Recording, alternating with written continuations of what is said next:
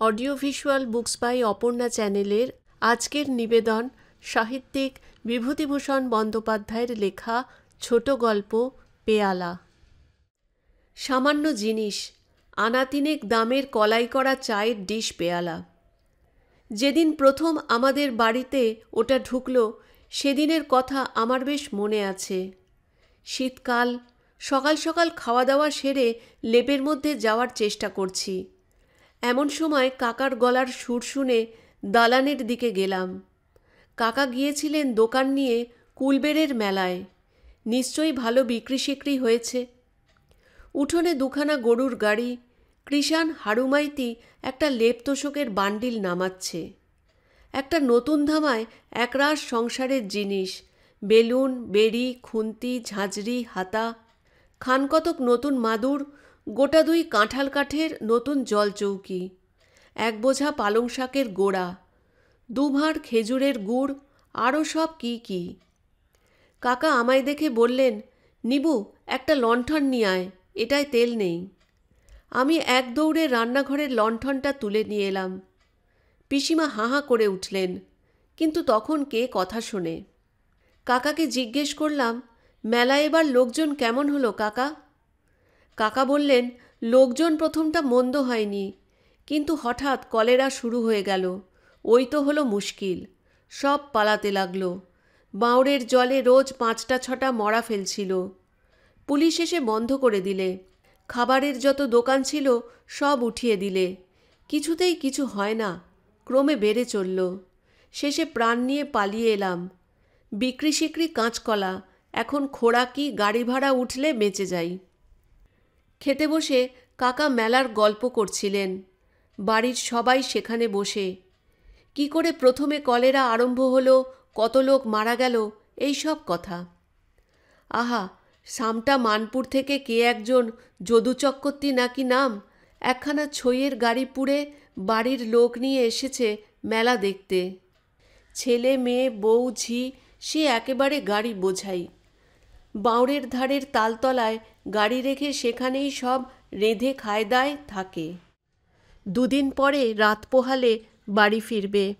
রাত্রিরেই ধরল তাদের একটা 9 বছরের মেয়েকে কলেরায়। কোথায় ডাক্তার, কোথায় ওষুধ। সকাল 10টায় সেটা গেল তো ধরল তার মাকে। রাত 8টায় মা গেল তো ধরল বড় ছেলের বউকে। তখন এদিকেও রোগ জেঁকে উঠেছে, কে কাকে দেখে। তারপর সে যা কাণ্ড, এক একটা করে মরে আর পাশেই বাঁওড়ের জলে ফেলে। অর্ধেক গাড়ি খালি হয়ে গেল। ব্রাহ্মণের যা সর্বনাশ ঘটল আমাদের চোখের সামনে, উফ। কাকা ভুসিমালের ব্যবসা করেন।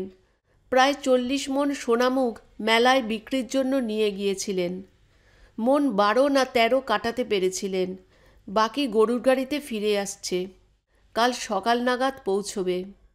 গাড়িতে আছে আমাদের আড়তের সরকার হরিবিলাস মান্না।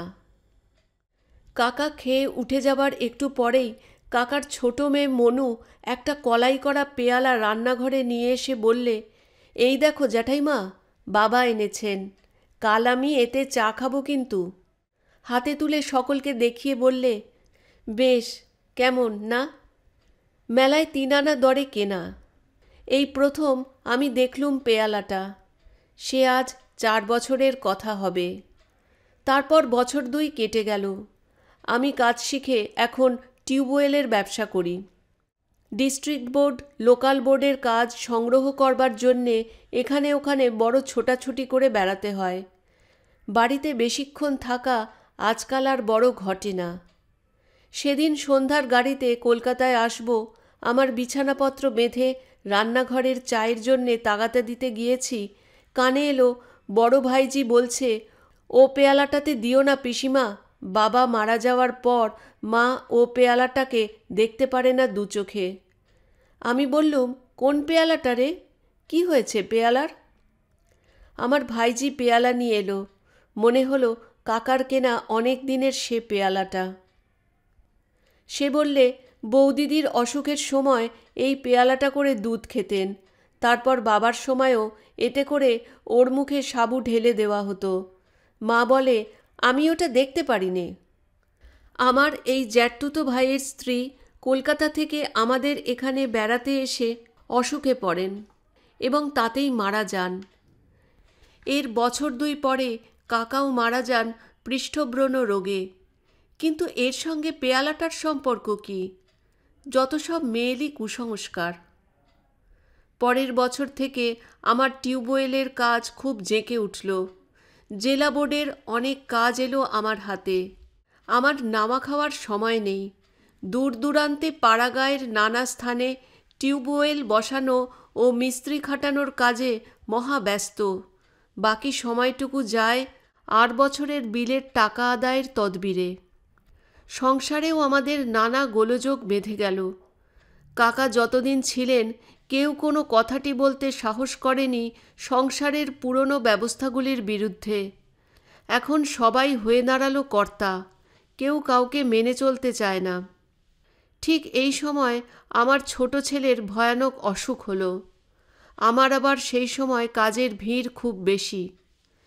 জেলা বোর্ডের কাজ শেষ হয়ে গিয়েছে, কিন্তু টাকার তাগাদা করতে হবে ঠিক এই সময়টাতে, নইলে বিল চাপা পড়তে পারে 6 মাস বা 7 মাসের জন্যে। আমি আজ জেলা কাল মহকুমা ছোটাছুটি করে বেড়াতে লাগলুম।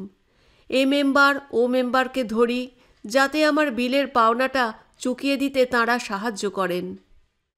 কাজ মিটিয়ে যখন বাড়ি ফিরলুম তখন এদিকেও কাজ মিটে গিয়েছে। ছেলেটি মারা গিয়েছে। অবশ্যই চিকিৎসার ত্রুটি হয়নি কিছু, এই যা সান্ত্বনা। বছরের শেষে আমি শহরে বাসা করে স্ত্রী ও ছেলে মেয়েদের সেখানে নিয়ে এলাম। বাড়ির ওইসব দুর্ঘটনার পরে সেখানে আমাদের কারুর মন বসে না। তাছাড়া আমার ব্যবসা খুব জেঁকে উঠেছে। সর্বদা শহরে না থাকলে কাজের ক্ষতি হয়। টিউবওয়েলের ব্যবসাতে নেমে একটা জিনিস আমার চোখে পড়েছে যে আমাদের দেশের, বিশেষ করে পাড়াগাঁয়ের লোকেদের মতো অলস প্রকৃতির জীব বুঝি পৃথিবীতে আর কোথাও নেই। এত অল্পে সন্তুষ্ট মানুষ যে কী করে হতে পারে সে যারা এদের সঙ্গে পরিচিত নন তাদের ধারণাতেও আসবে না। নিশ্চিত মৃত্যুকে এরা পরম নিশ্চিন্তে বরণ করে নেবে। সকল রকম দুঃখ দারিদ্র্য অসুবিধাকে সহ্য করবে, কিন্তু তবু 2 পা এগিয়ে যদি এর কোনো প্রতিকার হয় তাতে রাজি হবে না। তবে এদের একটা গুণ দেখেছি, কখনো অভিযোগ করে না এরা। দেশের বিরুদ্ধেও না, দৈবের বিরুদ্ধেও না। বাইরে থেকে এদের দেখে যাঁরা বলবেন এরা মরে গিয়েছে, এরা জড় পদার্থ মাত্র, ঘনিষ্ঠভাবে দেখলে কিন্তু তাঁরা মত বদলাতে বাধ্য হবেন। এরা মরেনি, বোধহয় মরবেও না কোনো কালে। এদের জীবনী শক্তি এত অফুরন্ত যে অহরহ মরণের সঙ্গে যুঝে এবং পদে পদে হেরে গিয়েও দমে যায় না এরা, বা ভয় পায় না, প্রতিকার করতে ব্যস্ত হয়ে পড়ে না। সহজভাবেই সব মেনে নেয় সব অবস্থা।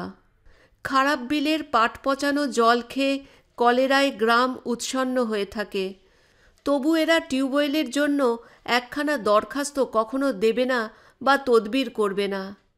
কে অত ছোটাছুটি করে, কেই বা কষ্ট করে? শুধু একখানা দরখাস্ত করা মাত্র। অনেক সময় দরকার বুঝলে জেলা বোর্ড থেকে বিনা খরচায় টিউবওয়েল বসিয়ে দেয়, কিন্তু ততটুকু হাঙ্গামা করতেও এরা রাজি নয়। বাসায় একদিন বিকেলে চা খাওয়ার সময় লক্ষ্য করলুম আমার ছোট মেয়েটা সেই কলাই করা পেয়ালাটা করে চা খাচ্ছে। যদিও ওসব মানি নে, তবুও আমার কি জানি কি মনের ভাব হলো। চা খাওয়া টাওয়া শেষ হয়ে গেলে পেয়ালাটা চুপি চুপি বাইরে নিয়ে গিয়ে টান মেরে ছুঁড়ে ফেলে দিলুম পাঁচিলের ওধারের জঙ্গলের মধ্যে।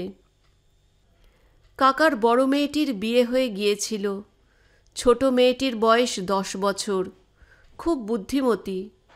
শহরের মেয়ে স্কুলে লেখাপড়া শেখাবো বলে ওকে বাসায় এনে রেখেছিলুম, স্কুলেও ভর্তি করে দিয়েছিলুম। মাস 5-6 কাটল, বৈশাখ মাস। এই সময় আমার টিউবওয়েলের কাজের ধুম। 8-10 দিন একাদিক্রমে বাইরে কাটিয়ে বাসায় ফিরি, কিন্তু তখনই আবার অন্য একটা কাজে বেরিয়ে যেতে হয়। এতে পয়সা রোজগার হয় বটে, কিন্তু স্বস্তি পাওয়া যায় না। স্ত্রীর হাতের সেবা পাইনে, ছেলে মেয়েদের সঙ্গ পাইনে, শুধু টোটো করে দূর দূরান্তর চাষাগা ঘুরে ঘুরে বেড়ানো, শুধুই এস্টিমেট কষা, মিস্ত্রি খাটানো। মানুষ চায় দুদণ্ড আরামে থাকতে, আপনার লোকেদের কাছে বসে তুচ্ছ বিষয়ে গল্প করতে, নিজের সাজানো ঘরটিতে খানিকক্ষণ করে কাটাতে, হয়তো একটু বসে ভাবতে, হয়তো ছেলে মেয়েদের সঙ্গে একটু ছেলেমানুষি করতে। শুষ্ক টাকা রোজগারে এসব অভাব তো পূর্ণ হয় না। হঠাৎ চিঠি পেয়ে বাসায় ফিরলাম। কাকার ছোট মেয়েটির খুব অসুখ। আমি পৌঁছলাম দুপুরে। একটু পরে রোগীর ঘরে ঢুকে আমি থমকে দাঁড়িয়ে গেলুম। আমার পিসিমা সেই কলাই করা পেয়ালাটাতে রোগীকে সাবু না বার্লি খাওয়াচ্ছেন। আমি আমার মেয়েকে আড়ালে ডেকে জিজ্ঞাসা করলুম, ও পেয়ালাটা কোথা থেকে এলো রে?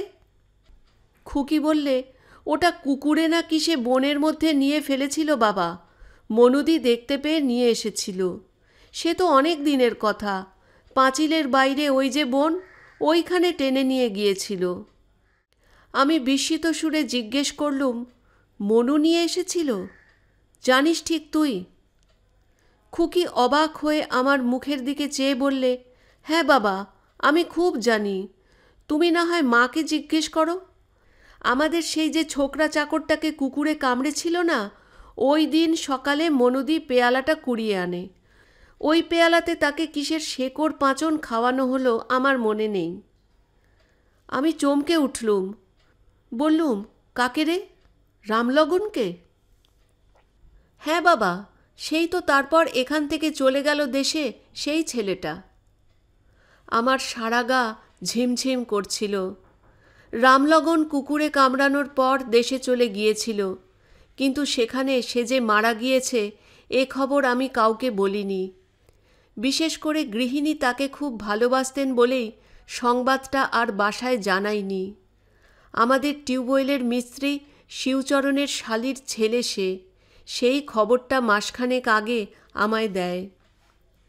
মনুর অসুখ তখনও পর্যন্ত খুব খারাপ ছিল না। ডাক্তারেরা বলেছেন ভয়ের কোনো কারণ নেই।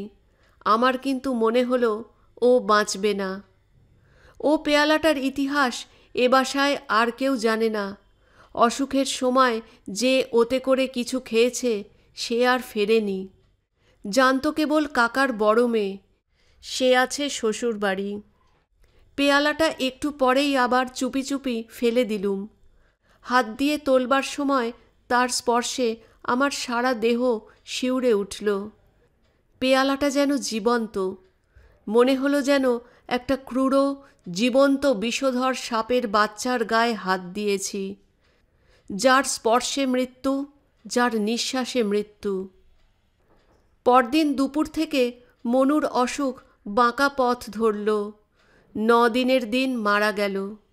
আমি জানতুম ও মারা যাবে। মনুর মৃত্যুর পরে পেয়ালাটা আবার কুড়িয়ে এনে ব্যাগের মধ্যে পুরে কাজে বেরুবার সময় নিয়ে গেলুম। 7-8 ক্রোশ দূরে একটা নির্জন বিলের ধারে ফেলে দিয়ে হাঁপ ছেড়ে বাঁচলুম। শোকের প্রথম ঝাপটা কেটে গিয়ে 2 মাস পরে বাসা একটু ঠান্ডা হয়েছে তখন। কথায় কথায় স্ত্রীর কাছে একদিন অমনি পেয়ালাটার কথা বলি। তিনি আমার গল্প শুনে যেন কেমন হয়ে গেলেন। কেমন এক অদ্ভুত দৃষ্টিতে আমার দিকে চেয়ে রইলেন। মুখ দিয়ে তাঁর কথা বেরুল না। আমি বললুম, বোধহয় অত খেয়াল করে তুমি কখনো দেখনি, তাই ধরতে পারোনি। আমি কিন্তু বারবার। আমার স্ত্রী বিবর্ণ মুখে বললেন, বলবো একটা কথা?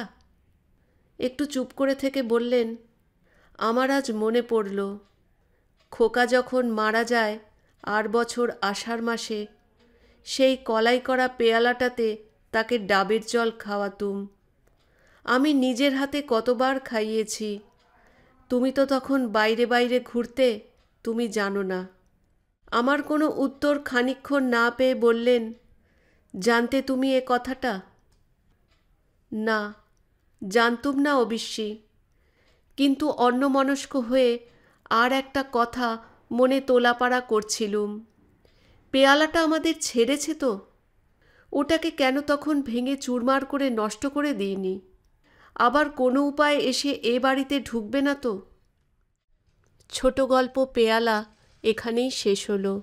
ভালো লাগলে একটা লাইক করবেন, কমেন্টস করে জানাবেন কেমন লাগলো, সাবস্ক্রাইব করবেন, শেয়ার করবেন বন্ধুদের সঙ্গে। ধন্যবাদ।